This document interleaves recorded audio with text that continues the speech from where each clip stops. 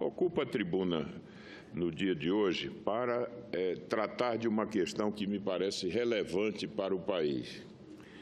Trata-se da relação entre o desequilíbrio fiscal e o crescimento econômico, com consequências sobre a geração de emprego e renda no nosso país.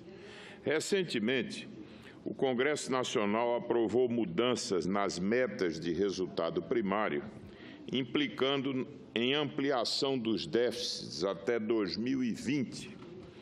Considerando o período de 2017 a 2020, o governo estará acumulando déficit de 522 bilhões de reais, o equivalente a 8,2% do PIB, a preços de hoje.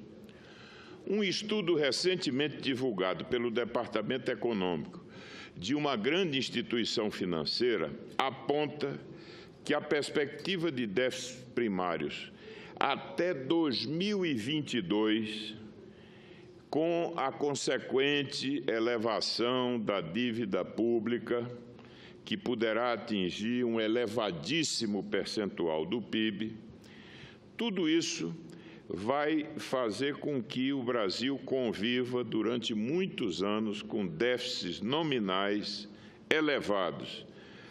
Esses poderão ficar acima de 5% do PIB, mesmo com a queda dos juros reais.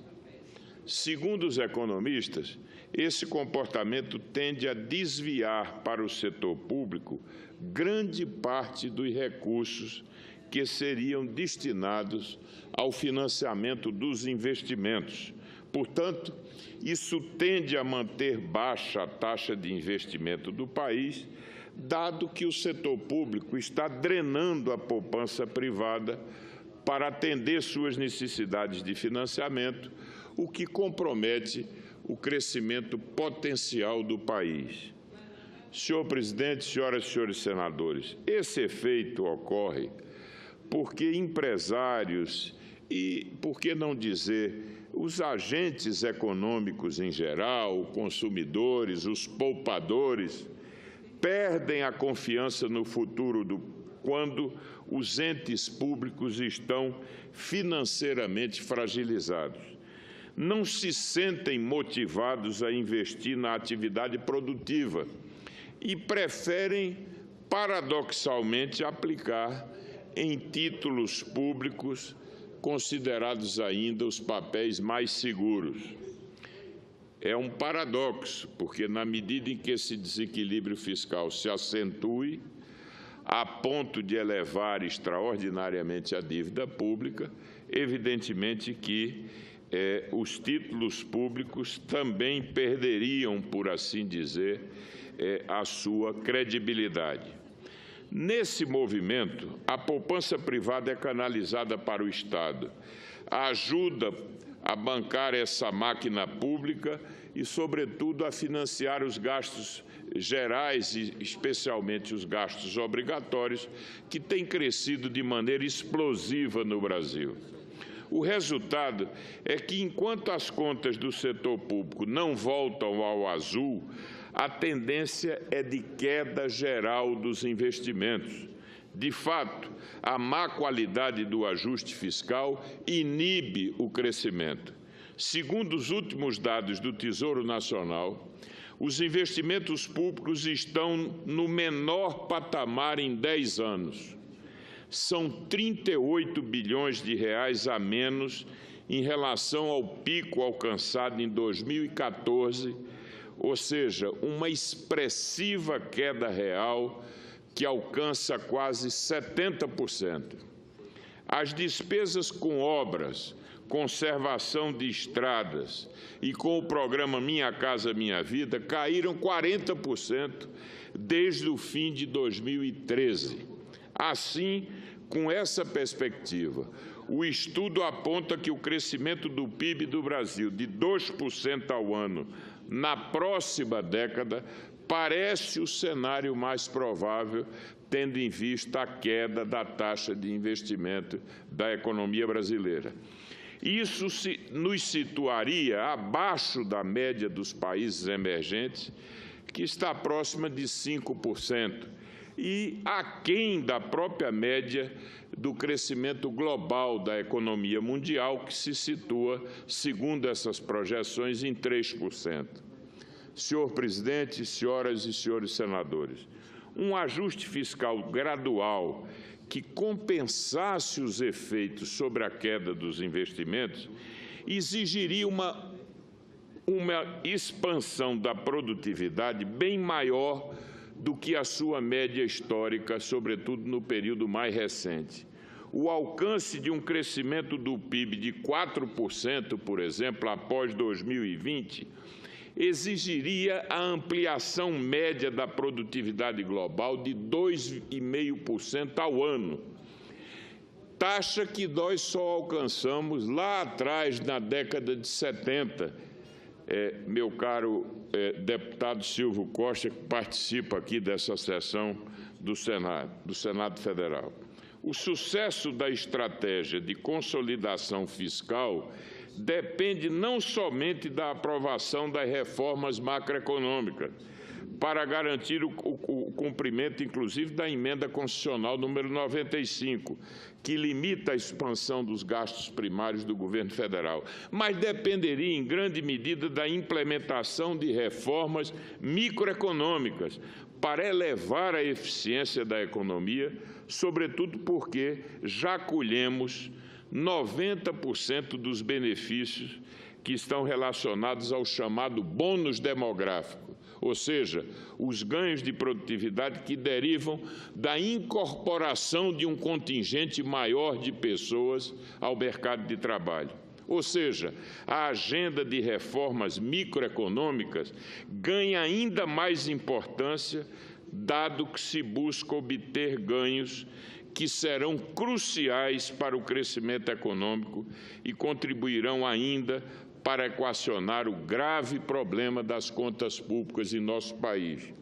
Senhor presidente, senhoras e senhores senadores, nesse sentido, iremos apontar no âmbito da Comissão de Assuntos Econômicos, já que temos a honra de coordenar o grupo que trata dos temas microeconômicos e do chamado Custo Brasil, medidas tanto no plano infralegal e na esfera legislativa que possam contribuir para essa agenda em diversas áreas. Por exemplo, no ambiente tributário, é possível avançar na redução das chamadas obrigações acessórias, simplificação e redução dos chamados custos de conformidade, inclusive com relação à obtenção de certidões negativas de débito, atendimento a fiscalizações e a própria gestão do contencioso administrativo. Segundo pesquisa do GETAP, o Grupo de Estudos Tributários Aplicados, meu caro senador Medeiros, que preside essa sessão, cada estabelecimento empresarial gasta, em média, 4.700 horas por ano somente no atendimento das obrigações tributárias acessórias no âmbito estadual. Além disso, é preciso enfrentar o problema da cumulatividade dos impostos indiretos, os chamados impostos em cascata, que, na realidade, ao longo das cadeias produtivas, isso termina ao final delas representando muito. Ou seja, não é a alíquota nominal do imposto, é muito mais do que isso, pelo chamado efeito da cumulatividade em todas as fases do processo. Isso significa que nós estamos onerando as exportações ainda, estamos tributando os investimentos, que é algo que só o Brasil faz. No mundo inteiro, a gente desonera o investimento e tributa aquilo que o investimento gera, e não tornar caro o investimento. Exemplo, uma planta, por exemplo, de produção de celulose, de papel e celulose, ou uma planta siderúrgica, ela é onerada no Brasil 15% pelo efeito da tributação. Ou seja, é muito mais caro implantar uma fábrica como essa no Brasil do que em qualquer país aqui da América do Sul. Por quê? Porque o Brasil se dará ao luxo de tributar o investimento, tornar o investimento mais caro. Isso é uma irracionalidade do ponto de vista econômico. Portanto, é preciso adotar agora, por ocasião dessas mudanças que estão sendo discutidas, um sistema de crédito financeiro que é aquele que em todo o sistema de valor adicionado de impostos se utiliza. Tudo que você compra na empresa gera crédito por definição. É preciso desonerar os bens de capital, instituir a devolução ágil dos saldos credores e limitar o famigerado instituto da substituição tributária, que está matando as pequenas empresas no nosso país, especialmente as pequenas e médias empresas. O Brasil também é um dos países com um dos mais elevados custos de financiamento, seja para investimento, seja para o capital de giro das empresas. E aí, esse nome spread bancário, que nada mais é do que a margem de intermediação que os bancos cobram, ou seja, é a diferença entre o custo de captação dos bancos e aquilo que eles, por agregação dessas margens, cobram do consumidor e do tomador do crédito. Aí existe uma cunha fiscal, impostos, custos administrativos dos bancos e o lucro das instituições. Tudo isso faz com que as margens sejam elevadíssimas no Brasil. E essas margens hoje são agravadas, esse quadro de spreads exorbitantes, porque há uma baixa concorrência, meu caro senador Medeiros, no sistema bancário, no sistema financeiro do Brasil. Pode-se apontar um quadro de oligopolização. 5 instituições financeiras apenas respondem por 80% dos ativos financeiros do Brasil. Portanto, essa ausência de maior competição, de maior concorrência, contribui para elevar os spreads e as margens de intermediação em prejuízo de toda a economia. Nós defendemos o estímulo às cooperativas de crédito, que é uma experiência bem-sucedida, inclusive em países como a Alemanha, onde as cooperativas de crédito respondem por mais de 15% da oferta global de crédito.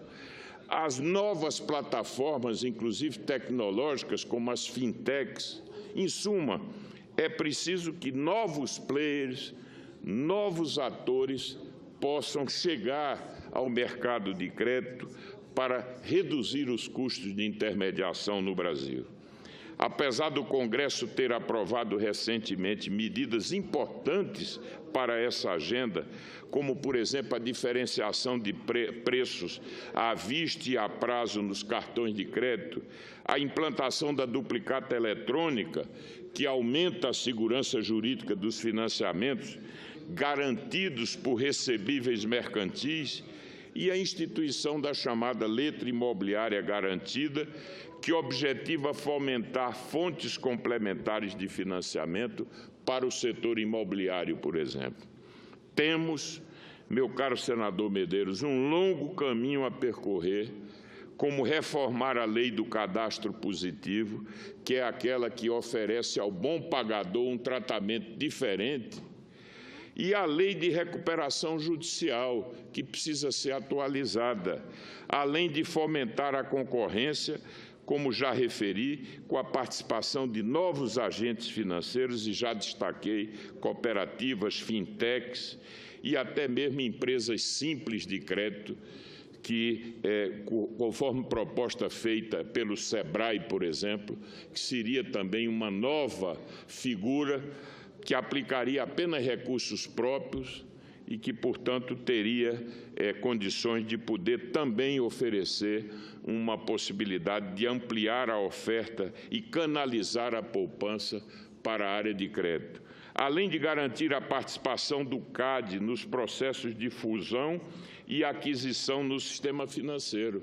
Hoje, o CAD, que cuida da defesa da concorrência em diversas áreas, por algumas indefinições e sombreamentos em relação ao Banco Central, não cuida da defesa da concorrência na área bancária, como seria próprio e, portanto, há de se estabelecer aí mecanismos para que o CAD exerça um papel mais efetivo nessa área, né, no campo da regulação, do acesso a informações, dos birôs de crédito, que estão hoje concentrados com as instituições bancárias mais importantes. No âmbito do comércio exterior, é preciso concluir as etapas do chamado Portal Único, rever a estrutura tarifária, que hoje encarece o acesso a insumos e a bens de capital, além da conclusão de importantes acordos comerciais que podem inserir o Brasil nas correntes, nos fluxos de comércio e de financiamento no mundo. Quero destacar a prioridade que deve se dar à conclusão do acordo Mercosul-União Europeia e ainda ao processo de integração com os países da Bacia do Pacífico, que é algo fundamental dentro dessa agenda. Senhor presidente, senhoras e senhores senadores, finalmente é preciso criar e impulsionar, de fato, uma agenda para os investimentos, sobretudo na área de infraestrutura. O volume de recursos investidos em infraestrutura no país, em relação ao PIB, é de apenas 1,7% do PIB, 1/3 do despendido na China e no Chile e metade do que é investido, por exemplo, na Índia. O que seria minimamente necessário para repor a estrutura existente hoje, que se deteriora de forma acelerada no Brasil, seria algo equivalente a 3% do PIB, o que hoje nos obrigaria a dobrar esse investimento em termos percentuais. O ambiente institucional e o marco regulatório precisam ser modernizados para aumentar a participação do capital privado na complementação do investimento público. O mecanismo das parcerias público-privadas avançou muito pouco, minha cara senadora Ana Amélia. Ainda não foi colocado em prática pelo governo federal e nos estados poucos contratos foram assinados até agora. É necessário mais agilidade no processo de licenciamento ambiental e maior presteza na licitação de projetos e de obras. O programa de parceria de investimentos, implantado pelo atual governo, pouco avançou.